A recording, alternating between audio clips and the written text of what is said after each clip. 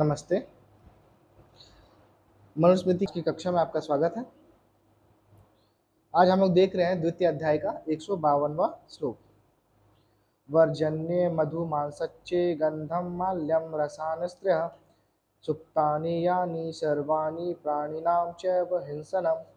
ब्रह्मचारी और ब्रह्मचारिणी मदिरा आदि का सेवन और मांस भक्षण, सुगंध का प्रयोग, माला आदि अलंकार धारण, तिक्त, कषाय, कटु, अम्ल आदि तीखे रसों का सेवन, ब्रह्मचारियों के लिए स्त्रियों का संग और ब्रह्मचारिणियों के लिए पुरुषों का संग और अन्य जितने भी खट्टे तीखे पदार्थ हैं उन सबको वर्जित रखें। ठीक है, तो यहाँ पे क्या बोल रहा है कि ब्रह्मचारी ब्रह्मचारिणी जो अभी गुरुकुल में शिक्षा अभी ग्रहण कर रहे हैं उनके लिए क्या क्या मना है कि जितने भी नशीले पदार्थ हैं, ठीक है, या फिर अपने श्रृंगार पे जैसे सुगंध का प्रयोग, माला आदि अलंकार धारण, है ना, उसके बाद तीखे, है ना, खट्टे, ज़्यादा भुने हुए पदार्थ, इन सब को मना किया गया है।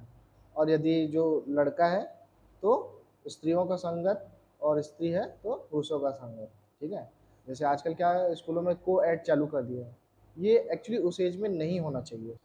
तो यहाँ पर क्या क्या चीज़ें मना की जा रही है। एक स्टूडेंट जो होता है ना, वो अपने जो एजुकेशन पीरियड होता है जैसे गुरुकुल में है तो वो क्या कर रहा है, शिक्षा ग्रहण कर रहा है, तो उस समय उसके पास भटकाव कम से कम होना चाहिए। उसका जीवन जितना सादा हो उतना ज़्यादा उसका अटेंशन किस पे कॉन्सेंट्रेट होगा, एजुकेशन पे, स्किल सीखने पे, एजुकेशन लेने पे, नॉलेजेस लेने पे उसका कंसंट्रेशन ज़्यादा होगा। इसलिए जो डिस्टर्बेंस है, जैसे क्या है कि जैसे साज श्रृंगार में अगर उसका ज़्यादा ध्यान चला गया तो उसका जो अटेंशन है वो अपनी स्टडी की तरफ वो कम दे पाएगा। तो इन चीज़ों जो चीज़ें हमारे लिए डिस्ट्रैक्शन प्रोड्यूस करते हैं उन सभी को नहीं करना चाहिए। जैसे यहाँ पर तो ब्रह्मचारी ब्रह्मचारिणियों के लिए दिया गया है, या फिर हम अगर नॉर्मल वे में लेके चले हमारे लिए, हम उसको कैसे फॉलो करें। तो अगर कोई स्टूडेंट पीरियड है में है अपने, है ना, स्टूडेंट लाइफ जी रहा है तो वो इन चीज़ों से खुद को दूर रखे। अब देखते हैं, अभ्यम अंजनम चक्षुरूपाण छत्रधारणम कामम क्रोधम च लोभम च नर्तनम गीतवादनम। शरीर पर प्रसाधन के रूप में उपटन आदि लगाना, श्रृंगार के लिए आंखों में अंजन डालना, जूते और छत्र का धारण, काम क्रोध लोभ मोह शोक ईर्ष्या द्वेष आदि, और मनोरंजन के लिए नाच गाना बाजा बजाना, इनको भी वर्जित रखें। ठीक है, तो यहाँ पे क्या बोल रहा है, जैसे मैंने बताया ना अभी पिछले श्लोक में कि जितने भी डिस्ट्रैक्शन प्रोड्यूस करने वाली चीज़ें उनसे खुद को अलग रखें। तो वैसे यहाँ पर शरीर पर उपटन लगाना, ये क्या होता है, साज श्रृंगार में आता है ना। श्रृंगार के लिए आंखों में अंजन लगाना है, काजल लगाना जो बोलते हैं। ठीक है, छत्र का धारण, जूते का धारण, ये मना किया गया है ब्रह्मचारी के लिए। तो उसका लाइफ जितना सिंपल होगा उसका स्टडी में अटेंशन उतना ज़्यादा होगा। ठीक है, लाइफ में डिस्ट्रैक्शन उतना ही कम होगा। ठीक है, और साथ ही साथ क्या है कि यहाँ पे क्या लिखा हुआ है, मनोरंजन के लिए नाच गान बाजा बजाना, इनको भी वर्जित रखें। आप इनको एज ए स्किल सीख सकते हैं लेकिन एंटरटेनमेंट के लिए आप इसको यूज़ ना करें। कौन से पीरियड में, जैसे यहाँ पर गुरुकुल के ब्रह्मचारी ब्रह्मचारिणियों के लिए है। आप अगर इसको नॉर्मल वे में लेना चाहें तो अपने स्टूडेंट पीरियड में। इसी अर्थ में देख लेते हैं, अंगों का मर्दन बिना निमित्त, उपस्थेंद्रिय का स्पर्श, आंखों में अंजन, जूते और छत्र धारण, काम क्रोध लोभ मोह भय शोक ईर्ष्या द्वेष और नाच गाना बाजा बजाना, इनको भी छोड़ देवे। अब देखते हैं और क्या चीज़ें मना है एक ब्रह्मचारी को। द्यूतम च जनवादम च परिवादम तथा नृतम, स्त्रीणाम च प्रेक्षणालंभम मुखघातम प्रश्य च। सभी प्रकार का जुआ खेलना, अफवाहें फैलाना और अफवाहों की चर्चा में समय नष्ट करना और किसी की निंदा करना, मिथ्या भाषण, स्त्रियों का दर्शन और स्पर्श, दूसरों को हानि पहुंचाना आदि को सदा छोड़ देवे। ये तो खैर सभी के लिए मना होना चाहिए। अभी तक जितने भी चीज़ें मना ये सभी के लिए होनी चाहिए, लेकिन स्टूडेंट पीरियड में आपको करना ही है। ठीक है। तो यहाँ पर क्या बोल रहा है कि जुआ वगैरह खेलना, है ना, जैसे आप स्टूडेंट पीरियड में हो और पैसा वहाँ पर लगा रहे हो, तो आपको पैसा जो दिया जा रहा है अच्छे काम के लिए, नॉलेज एक्वायर करने के लिए, आपको वो पैसा आप कहीं और खर्च कर रहे हो। तो आजकल ये जो टीवी में एडवाइस देते रहते हैं ना कि रमी सर्कल ये वो एन तेन बहुत सारे आते रहते हैं, तो उन आज की डेट में जो ये बच्चों के लिए इजीली एक्सेसिबल है, तो अपने बच्चों को उनसे बचाना चाहिए हम लोगों को, क्योंकि वो स्टूडेंट पीरियड में है अभी।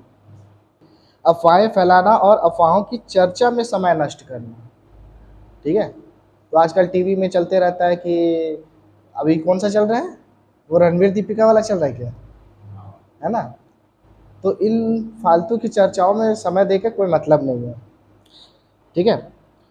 किसी की निंदा करना, तो ये भी अफवाहों में बात करने या के जैसा ही है। तो इन चीज़ों में देखो, यहाँ पे क्या बोल रहा है कि आप स्टूडेंट हो, आप अपना मैक्सिमम समय स्किल सीखने, नॉलेज लेने में इन्वेस्ट करो। बाकी जगह किसी भी चीज़ से आपको कोई मतलब नहीं होना चाहिए। स्त्रियों का दर्शन और स्पर्श, ठीक है, स्त्रियों का दर्शन और स्पर्श ये भी मना किया हुआ है, ठीक है। अगर ब्रह्मचारी है तो उसके लिए, और ब्रह्मचारिणी है लड़की है तो उसके लिए अपोजिट, कि वो पुरुषों का दर्शन और स्पर्श ना करें, ठीक है। दूसरों को हानि पहुंचाना आदि को सदा छोड़ देवे। जैसे क्या था स्कूलों में होता है ना आजकल, बुल्ली बोलते हैं, जो दूसरे बच्चों को परेशान करते रहता है, ये चीज़ें भी बच्चों में नहीं होनी चाहिए उस समय, ठीक है। जिससे दोनों परेशान, क्योंकि परेशान वाला कैसे परेशान करने वाला ये सोच के परेशान कि कैसे परेशान करना है, और जो परेशान हो रहा है वो तो परेशान है ही, ठीक है। तो इन चीज़ों में स्टूडेंट को अपना टाइम वेस्ट नहीं करना चाहिए। अब देखते हैं एकाकी शयन का विधान। एक शयति सर्वत्र नरेतः स्कंदयेत् क्वचित् कामद्धि स्कंदये नरेतो हिनस्ति व्रतमात्मनः। सर्वत्र एकाकी सोवे, कभी कामना से वीर्य स्खलित ना करें, क्योंकि कामना से वीर्य स्खलित कर देने पर समझो उसने अपने ब्रह्मचर्य व्रत का नाश कर दिया, ठीक है। यहाँ पे क्या बोल रहा है कि जो स्टूडेंट है वो अकेला सोए, ठीक है, और अपनी इच्छा से कभी भी, जो हस्त मैथुन आजकल कर लेते हैं ना लोग, मास्टरबेशन वगैरह, वो नॉट अलाउड है, ठीक है। अपनी इच्छा से करना, जैसे आज हम लोग ब्रह्मचारी का मतलब यही समझते हैं आजकल कि जिसने कभी विवाह ना किया हो। एक विवाहित व्यक्ति भी ब्रह्मचारी हो सकता है, ठीक है। तो यहाँ पे ब्रह्मचारी का जो एक्चुअल काम है कि आप अपनी इच्छा से अननेसेसरीली अपने वीर्य का, है ना, जो अपनी शक्ति है उसको आप लॉस ना करें, ठीक है। यहाँ पे वही बोल रहा है कि अगर इच्छा से वो अपना वीर्य स्खलित कर देता है, ठीक है, तो यहाँ पे उसका ब्रह्मचर्य व्रत टूट जाता है, ठीक है। एजुकेशन लेते समय हमको इस चीज़ का बहुत ज़्यादा ध्यान रखना चाहिए। आजकल क्या होता है स्कूलों में ये चीज़ें सिखाई नहीं जाती, ऊपर से आजकल के डॉक्टर और नए होशियार, वो और बोलते हैं कि हफ्ते में एक आध बार किया जा सकता है। अरे भैया आपका डेवलपिंग पीरियड है, आपका शरीर अभी बन रहा है, ठीक है। अब चलो मैं इसे इस तरह के समझाता हूँ कि हम जो खाना खाते हैं ना, उससे क्या क्या बनते हैं। सबसे पहले बनता है, भोजन से बनता है रस, रस से रक्त, ठीक है, मांस, मेद, मज्जा, और लास्ट में वीर्य, ठीक है। अब आपने खाना खाया, पेट में गया तो वो बना रस, ठीक है। अब हम क्या करते हैं कि अगर किसी को खाना ना दे तो उसका शरीर क्या होगा, कमज़ोर हो जाएगा, ठीक है। पेट में गया, अगर हमने, अब मान लेते हैं कि वो खाना खा रहा है लेकिन पेट में जो रस जा रहा है वो उसका शरीर जो है वो उसको एब्जॉर्ब नहीं कर रहा है। हमारी आते क्या आती है, जो पेट में रस बनता है, जो हमारा खाना पच के जो रस बनता है उसको एब्जॉर्ब करता है। अब अगर वो नहीं कर पा रहा है तो भी वो व्यक्ति कमज़ोर हो जा रहा है, ठीक है। अब रस एब्जॉर्ब हो रहा है लेकिन रक्त में कन्वर्ट नहीं हो पा रहा है, तो भी वो आदमी कमज़ोर होगा, ठीक है। जैसे हम ब्लड डोनेट वगैरह कर देते हैं तो हमारा शरीर कुछ समय के लिए कमज़ोर होता है, वो हमारा शरीर फिर से ब्लड बनाने में जुट जाता है। अगर किसी के, अब इसके बाद क्या है, किसी के शरीर का मांस निकाल लें, है ना, तो क्या होगा, उसका शरीर फिर उसमें लग जाएगा, उसका शरीर फिर वहाँ कमज़ोर हो जाएगा, ठीक है। उसी तरह मेद, मज्जा, इन सब, मज्जा का तो प्रॉब्लम बहुत बड़ा हो जाता है फिर, ठीक है। जब ये सारी चीज़ें अगर आपसे छीनी जा रही है तो आपका शरीर कमज़ोर हो रहा है, तो आप ये सोचिए कि अगर आपका वीर्य भी आप वेस्ट कर रहे हैं तो क्या आपके शरीर पे इफेक्ट नहीं पड़ेगा? ठीक है, इसलिए जो हमारा स्टार्टिंग पीरियड है, एजुकेशन पीरियड, इसको ब्रह्मचारी बोला जाता है ना, ब्रह्मचर्य आश्रम, है ना। तो यहाँ पर विद्या ग्रहण करने के साथ साथ इस चीज़ को एकदम ध्यान रखें कि हमारा शरीर अभी डेवलपिंग पीरियड है, तो इस समय हमारे शरीर को जो पोषण मिल रहा है वो हमारे शरीर को डेवलप करने में पूरा यूज़ होना चाहिए। ठीक है, उसको वेस्ट हमको नहीं करना है। तो ये जो आजकल के डॉक्टर बोलते हैं नहीं, हफ्ते में एक आध बार कर सकते हैं, उसकी कोई आवश्यकता नहीं। यहाँ पे ये बताया गया कि कामना से वीर्य स्खलित ना करें। कई लोगों का सपने में हो जाता है, ठीक है, तो वो हो सकता है। हालांकि इसमें जो लाइफ स्टाइल बता रही है कि आप स्त्रियों के संग नहीं कर रहे हो, है ना, ज़्यादा ऐसे चीज़ें नहीं खा रहे हो, माइंड को डिस्ट्रैक्ट करने वाले काम नहीं कर रहे हो, तो ऐसा मुश्किल है कि आपका हो जाए स्खलन। लेकिन फिर भी यदि हो जाता है तो वो हो सकता है, लेकिन आपको अपनी इच्छा से नहीं करना है। ठीक है, हालांकि ऐसी लाइफ स्टाइल जो ब्रह्मचारियों को यहाँ पर बता रहे हैं वैसा करने पे हो ही नहीं सकता। ठीक, तो ये एक स्टूडेंट्स को आज का समझना चाहिए, ये जो डॉक्टर बोलते हैं कि आप कर सकते हो, एब्सोल्युटली नहीं करना है, क्योंकि आपका ये बॉडी का कंस्ट्रक्शन पीरियड है, आपका शरीर अभी बन रहा है। ठीक है, अगर आपने इसको बचा लिया, ठीक है, तो आपका शरीर ज़्यादा स्ट्रांग होगा, ज़्यादा ओजस्वी होगा। तो ये यहाँ तक हुआ कि ब्रह्मचारियों को कैसा रहना है। अब यहाँ पे भिक्षा संबंधी नियम देखते हैं। उद कुंभम सोमनसो गोष्कृमन काकुशान आहेरध्यावर्दथनि भक्ष्यम चाहर हश्चेरत। पानी का घड़ा, फूल, गोबर, मिट्टी, कुशाओं को जितनी आवश्यकता हो उतनी ही लाकर रखें और भिक्षा भी प्रतिदिन मांगकर खाएं। ठीक है, यहाँ पे ब्रह्मचारियों क्या बोल रहे हैं कि आप पहले से स्टोर करके ना रखें, आपको जितनी आवश्यकता है आप उतना ही लें।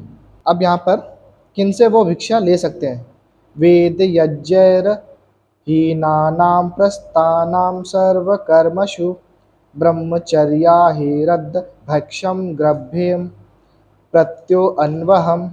ब्रह्मचारी अपने कर्तव्यों का पालन करने में सावधान रहने वाले और वेदाध्ययन एवं पंच महायज्ञों से जो हीन नहीं, अर्थात जो प्रतिदिन इनका अनुष्ठान करते हैं, ऐसे श्रेष्ठ व्यक्तियों के घरों से संयत रहकर प्रतिदिन भिक्षा ग्रहण करें। ठीक है, तो यहाँ पे वो हर एक से भिक्षा भी नहीं ले सकता। ठीक है, किन किन से लेगा? अपने कर्तव्यों का पालन करने में सावधान रहने वाला। ठीक है, तो उन्हीं घरों से लेगा कि वहाँ पे जो जो काम करने वाले वो अपने काम को पूरी ईमानदारी से करते हैं। जैसे व्यापारी है तो पूरी ईमानदारी से व्यापार कर रहा है ना। यदि वो सेना वगैरह में है या किसी और काम में है तो वो अपने काम पे बिल्कुल जाता है प्रॉपरली। ठीक है, कोई पढ़ाने का काम करता है जो अपने काम में बिल्कुल ईमानदार है। ठीक है, सॉरी, ईमानदार यहाँ गलत शब्द है, निष्ठावान है, जो अपने कार्यों में क्या है, निष्ठावान है, ऐसे। और क्या बोले, जो पंच महायज्ञों से जो हीन नहीं। पंच महायज्ञ है, इसको हम लोग आगे के चैप्टर्स में देखेंगे। तो जो पंच महायज्ञ होते हैं उनको करने वाले, जो ये चीज़ें प्रतिदिन करते हों, पंच महायज्ञ, तो ऐसे घरों से ही दान वो ले सकते हैं। ठीक है, तो आज के डेट में हमारे इंडिया में तो अब बड़े शहरों में तो लगभग सभी इस पंच महायज्ञों से भिन्न हो चुके हैं, है ना। गांव में जाने अनजाने सब कर भी रहे हैं कई लोग, और कई लोग नहीं भी कर रहे हैं, तो उनसे ही भिक्षा लेने का अधिकार होता है।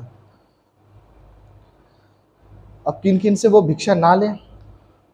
गृह कुले न भिक्षेत न जाति कुल बंधुषु अलाभे तव्येन गेहानाम पूर्वम पूर्वम विवर्जयेत। ब्रह्मचारी गुरु के परिवार में भिक्षा ना मांगे, जिनके पास पढ़ रहे हैं उसके परिवार में जाकर भिक्षा ना मांगे। सगे संबंधियों, परिजनों तथा मित्रों से भी भिक्षा ना मांगे। ठीक है, अपनी फैमिली में, फ्रेंड्स में वो नहीं मांग सकता।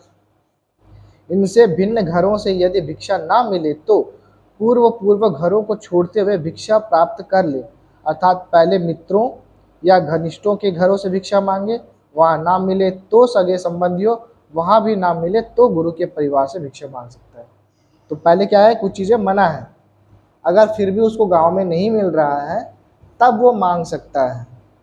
ठीक है। वैसे जब गुरुकुलों का समय था उस समय कभी भी जो बच्चे आते थे उनको मना नहीं किया जाता था। ठीक है। तो आज इतने पे संपन्न करते हैं, ओम का उच्चारण करेंगे, फिर आज की कक्षा समाप्त करेंगे। ओम।